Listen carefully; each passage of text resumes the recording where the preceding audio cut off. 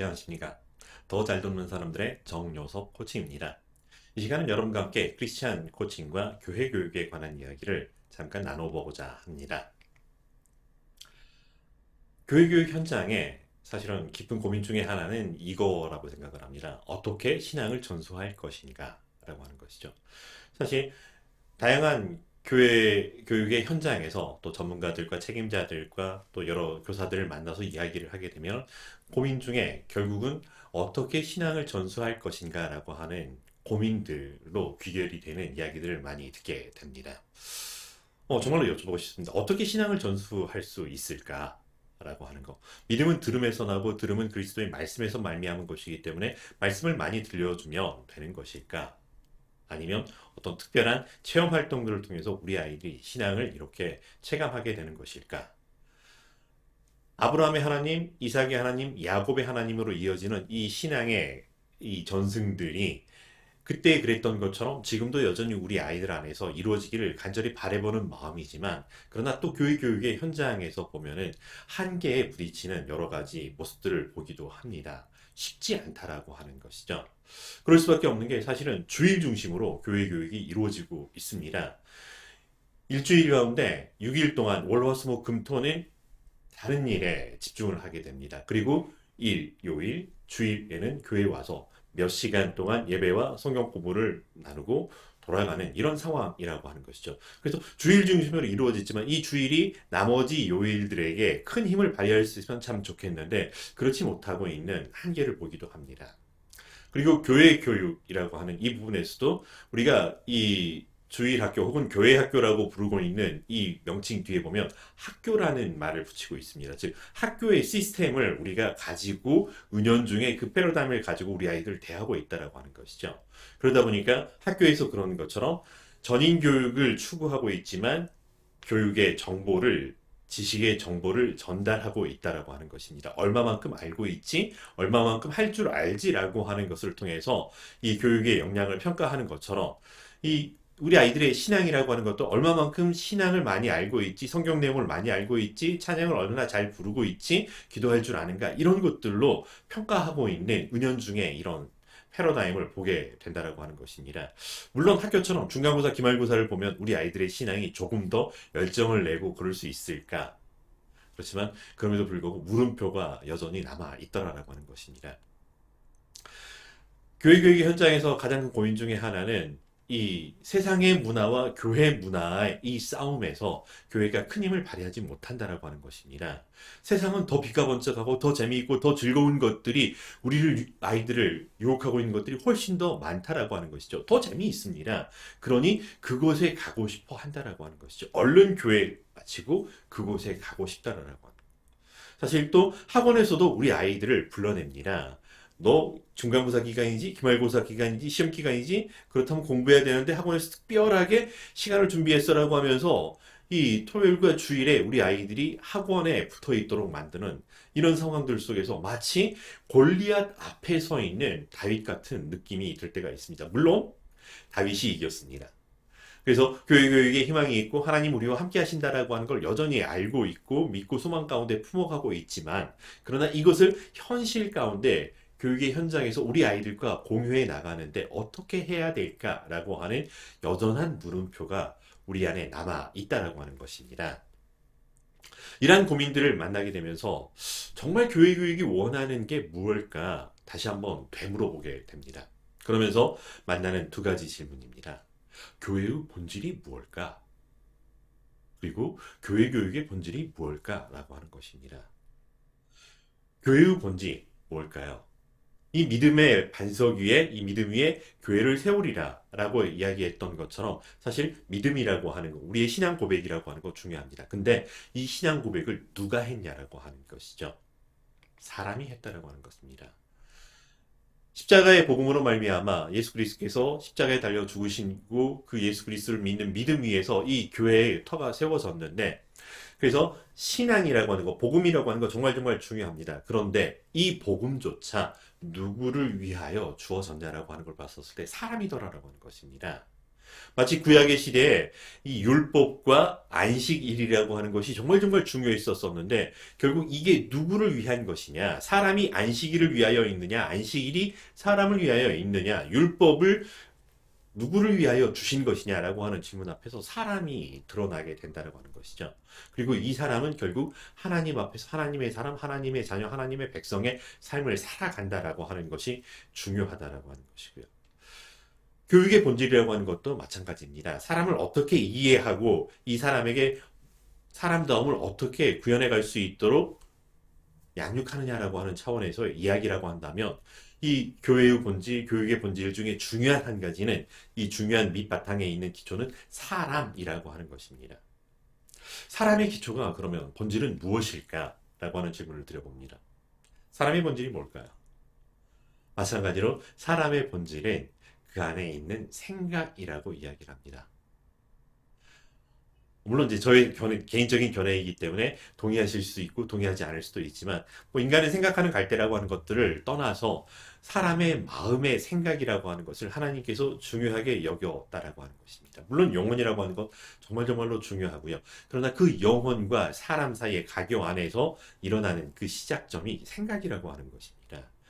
그 생각이 어려서부터 마음의 생각이 악하였다라고 하는 것, 더불어서 또 신약의 말씀 가운데 하나님께서 그 생각을 마음에 주목하여 보시면서 그 생각을 지켜보호하신다라고 하시는 말씀들을 우리 안에 또 주고 있다라고 하는 것을 보면 사람에게서 생각이라고 하는 건 정말 정말 중요하다. 그래서 이 생각이 내 욕심에 말미암은 생각이 아니라 하나님으로부터 말미암은 생각이 될 수 있도록 하는 것이 교육의 본질이고 이렇게 그런 사람들이 모여서 삶을 살아가는 것이 교회의 본질이라고 생각을 합니다. 그렇다면 이렇게 중요한 사람들에 대해서 우리가 어떻게 이해를 하고 있는 것일까라고 봤었을 때 사실 교회 안에서 사람들은 두 가지의 모습입니다. 의인이냐 죄인이냐. 물론 동시성을 가지고 있습니다. 의인이면서 죄인이라고는 동시성을 가지고 있지만 교육의 현장에서 우리 아이들을 대할 때 혹은 사람들을 대할 때 청년들을 대할 때 어른들을 대할 때 어떻게 대하고 있느냐? 하나님 나라의 왕자, 공주로 대하고 있느냐? 아니면 죄 많은 사람으로 대하고 있느냐라고 하는 것입니다. 우리가 어떻게 이해하고 있느냐에 따라서 교육하는 방법들이 달라질 수 있을 것 같습니다. 이 왕자, 공주에게 이 후계자 교육을 시키는 방법과 죄수들에게 이 교육을 시키는 방법은 같을 수 없을 것 같습니다. 다르다라고 하는 거죠. 물론 같은 내용일 수 있으면 그러나 그 마음의 태도에서부터 그리고 전달하는 그 모든 환경과 과정 안에서 달라지게 되는 모습들을 보게 됩니다. 우리는 우리 아이들을 어떻게 보고 있는가라고 하는 것입니다. 그리고 또 하나, 여러분 주일 교회를 벗어나면 여러분은 어떤 사람이 됩니까? 여러분은 누구라고 스스로 생각을 하십니까? 여전히 하나님 나라를 유업으로 받을 왕자와 공주로서 이 왕관을 쓰고 있는 삶을 살고 있는가? 아니면 나의 속박, 나의 굴레를 벗어나서 나는 이제 자유로운 사람입니다. 라고 하는 삶을 누리고 있는 걸까요? 왕관을 쓰려는 자 그 무게를 견뎌야 된다라고 어느 드라마에서 그렇게 이야기를 했던 것이 있습니다. 그래서 그게 부담스러운 것이라서 교회를 벗어나면 면류관을 내려놓고 살아가고 있는 걸까요? 그래서 우리가 이 사람에 대해서 보다 다시 한번 우리 교회는, 우리 교회 교육은 우리의 아이들을, 우리 성도들을 어떻게 대하고 있는가, 어떻게 이해하고 있는가라고 하는 데서부터 다시 한번 시작되었으면 좋겠다고 하는 것입니다. 사람은 하나님의 형상대로 창조된 존재라고 하는 것이죠. 물론 사람의 마음의 생각이 악하여서 욕심으로 말미암아서 하나님처럼 되고 싶어서 죄를 짓게 되었고 전적으로 타락하게 되고 죄 의지만 남아 있습니다라고 고백을 하고 있지만 그럼에도 불구하고 하나님은 사람을 그대로 내어버려 두시지 아니하였다라고 하는 것이죠. 에덴 동산에서 내어보내셔서 너희들 그렇게 살다가 죽으면 내게 오는 이게 아니라 하나님께서 함께 거하셨었고 말씀으로 육성하시려고 하셨었고 그리고 그걸로도 모자라다라고 하시면서 예수 그리스도를 우리에게 보내어 주셔서 죄의 본질을 해결해 주셨고 구원해 주셨다라고 하는 것이죠. 그래서 그리스도 안에 새로운 피조물이 되었다라고 하는 것. 그리고 우리는 이제 새 사람이 되어서 그리스도의 장성한 분량에 이르기까지 우리가 허락된 하나님의 자녀가 되었다라고 하는 것이죠. 그리고 성령님께서는 우리와 함께 하시면서 우리를 하나님의 거룩하심처럼 우리도 거룩한 삶을 살아갈 수 있도록 우리를 거룩해 하시는 역사들을 여전히 하고 계신다라고 하는 것입니다. 그래서 이 사람을 둘러싸고서 하나님께서 예배만을 받으시는 것이 아니라 이 예배 가운데 함께 예배하는 삶 가운데 함께 오셔서 이 사람이 하나님의 형상대로 창조된 존재라고 하는 것, 예수 그리스도께서 구원하셨다라고 하는 것, 그래서 하나님의 자녀가 되었으니 하나님의 자녀답게 거룩한 삶을 살 수 있게 하시는 그 역사하심이 여전히 삼위일체 하나님이 우리의 예배하는 삶 안에서 역동하시는 은혜를 베풀고 계시더라라고 하는 것입니다. 그래서 이 사람을 존귀하게 여기는 이 교회 교육과 사람이 어떠한 존재인지를 아는 이 소중히 여기는 코칭이, 크리스찬 코칭이 만나서 뭘 좀 아는 교사들이 우리 안에 많이 육성되었으면 좋겠다라고 하는 것입니다. 그래서 이런 교사들이 조금 되었으면 좋겠습니다. 사람을 볼 줄 아는, 제대로 볼 줄 아는 교사들입니다. 말귀가 있어 들을 줄 아는 교사입니다.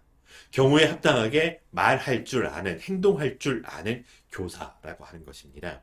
사람을 제대로 볼 줄 안다라고 하는 것. 이런 말썽꾸러기, 이 개구장이 라고 하는 차원이 아니라 하나님께서 정말 소중히 여기시고 사랑하셔서 구원하신 하나님의 자녀입니다로 그렇게 봐줄 줄 아는 교사라고 하는 것이죠. 쉽지 않다라고 하는 것이죠. 가끔 우리의 속이 막 썩어 문드러지게 될 것 같고 이런 녀석들 막 이렇게 속에서 불이 일어나는 것 같지만 그럼에도 불구하고 하나님의 자녀를 우리에게 맡겨 주셨습니다라고 우리의 자녀들을 그렇게 볼 줄 아는 교사가 예비되었으면 좋겠습니다. 우리 아이들이 하고 싶은 이야기가 참 많습니다. 그런데 교회에 와서는 별로 이야기를 하지 않아요. 우리 아이들이 어른을 잡는 삼뇨가 있어요. 아니요, 그냥요, 됐거든요. 몰라요. 뭐 이런 이야기를 하면서 말문을 탁 닫아버리는 경우들이 있습니다. 그럼에도 불구하고 말귀를 알아들을 줄 아는 교사들이 이 아이들의 마음속에 있는 그 세미한 음성들을 드러내는, 그래서 그 아이들의 마음을 헤아려주고 다듬어주고 들어주어서 그 아이들이 정말 원하는 것이 무엇인지, 그래서 그 아이들을 들어주었기에 이 아이들도 그렇다면 이제 우리도 들을 수 있어요라고 하는 이런 상황이 되었으면 참 좋겠다라고 하는 것입니다. 그래서 이런 훈련들이 되어진 교사들, 또 경우에 합당하게 말하고 행동할 줄 아는 교사들이라고 하는 거죠.